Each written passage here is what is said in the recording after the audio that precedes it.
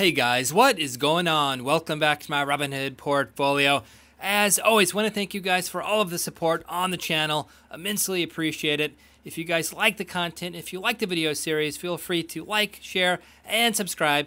And if you are a subscriber, make sure to hit that bell button to get alerts and updates on all new content posted on the channel. Today, as you see up on screen, I'd like to talk about GE because I believe there may be a very good play, a very good contrarian play coming up this next week. As you guys know, GE has been under quite some stress over the last year or so.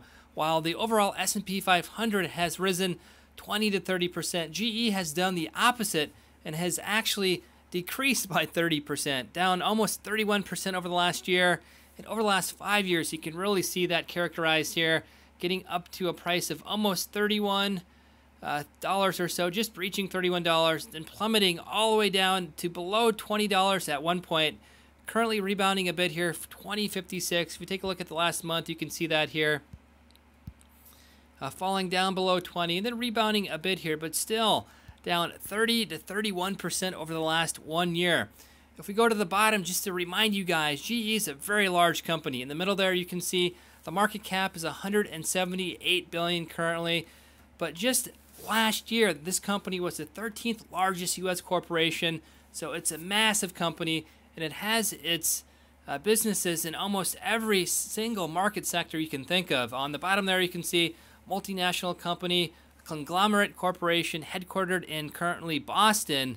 You can see there in 2011, GE was ranked 68th largest firm in the United States, but by 2017, it was the 13th largest, which is absolutely amazing. And with regards to net profits, it was the 14th largest.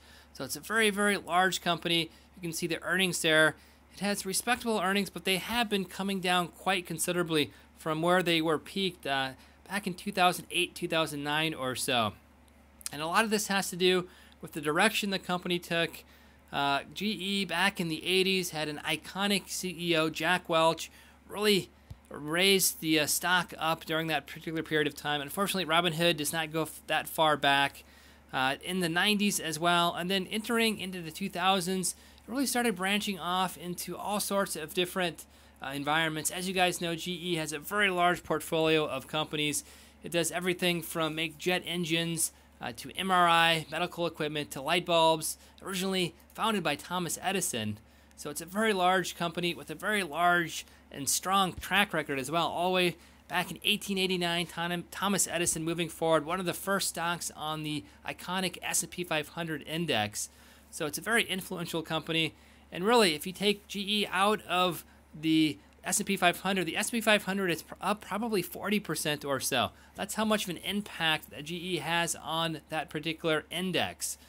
And the big news coming out this next week will be a shareholder meeting, and GE may cut its dividend for only the second time since the Great Depression. So GE cut its dividend back in, I believe it was 1938 during the recession, or at least around that time. It also cut the dividend back in the 2008 depression, or Great Recession, I guess you could call that. And it's also considering cutting its dividend again, which is very remarkable because a lot of retirees actually hold this stock. This is a very staple stock in a lot of retirement portfolios, both government as well as private, 401ks, Roth IRAs, IRAs in general, to be quite honest.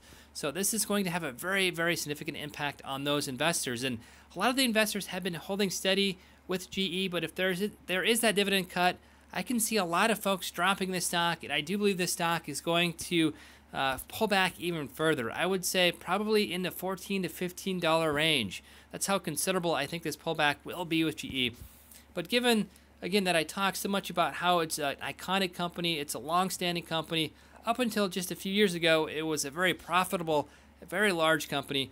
I do believe there is a play to be made with buying this on discount. GE, I think, can solve its problems. It's already in the process of doing that. It's replaced its upper management, including its CEO. They're doing a lot of cost cutting right now. And I do believe that GE will probably break up into separate companies. If that does happen, I think those companies can be quite profitable. GE does have a very good market position in a lot of the industries that it's in. It's just unfortunate that it's such a conglomerate company that because of that, suffering with regards to profit. But I think if it cleans that aspect up, if it breaks up into separate companies, which every shareholder will be entitled to. So if you hold stock of GE and it breaks up into 4 companies, you will get all 4 of those companies' stocks as well. So I think from that play, I think it's a very, very good play. This may take a few years to develop. This may develop over the next 1 to 3 to 4 years, but I do believe there is a very good play that can be made with GE. And again, if this stock gets down in the territory of probably around $15 or so, I'm definitely going to be putting in capital, probably about $5,000 or so as a contrarian investment, a buy and hold strategy. But if there are opportunities to do some swing trading with GE, I definitely will do that as well. So GE, one of the stocks I'm going to be taking a very, very close look at over the next week, especially over the next few months or so. If it continues to drop, if it gets down in the $15 range or so, definitely going to be picking this up. And on Monday, after that shareholder meeting, if it does drop 3, 4, 5%, I'm definitely going to jump in with a little bit of a swing trade. Typically, after a stock drops that much, it typically rebounds a couple percent, and that's really what I'll be looking for. So looking to do a buy and hold, contrarian investment if it gets down $14, $15, maybe even $16. And if it does drop tomorrow quite considerably with almost foregone conclusion that it's going to have a dividend cut. After that dividend cut, I see a lot of investors dropping the stock.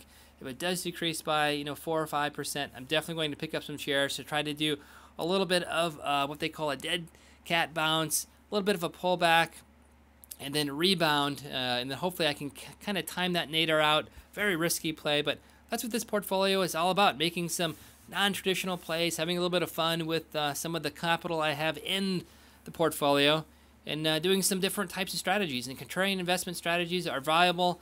They're good. They're just a little bit more risky, and sometimes you have to hold on to the stock a little bit longer than you'd like to. With a traditional swing trade, you can probably get out of the stock in a couple of weeks, if not a few days. With a contrarian investment like this is probably 4 or 5 months at the minimum, if not a couple year hold to make a very good profit. But I do believe there is a very good profit that can be made with GE. So just wanted to update you guys on what I'm doing partially with the portfolio next week. GE, definitely a stock I'm taking a very close look at, and also going to continue doing some dividend capture. Hopefully I can get out of that dividend capture I did with IBM, free up that capital, and then move on to my next day in swing trading stock. So that's the portfolio. Let me know if you guys are also thinking about jumping into GE. Definitely a very high risk play, but definitely a different play than a traditional swing or day trade. And I definitely think there is some potential for a very good rate of return over the long run, if not on a nice swing trade. So not to make the video too long, I'll kind of end it there. Again, let me know if you guys are thinking about or contemplating getting into GE for either doing a swing trade or a longer term contrarian buy and hold. So yeah, kind of with that, I'll end the video. As always, if you guys enjoy my videos, feel free to like, share, and subscribe. Like I said at the beginning of the video, definitely appreciate all of the support on the channel. If you guys have any great video ideas, any stocks you're taking a look at, please let me know. The last couple of weeks, you guys have been giving me a very good set of stocks to take a look at, so I definitely appreciate that. Please keep those ideas coming and suggestions coming. And yeah, kind of with that, I'll end the video, and we'll see you guys next time.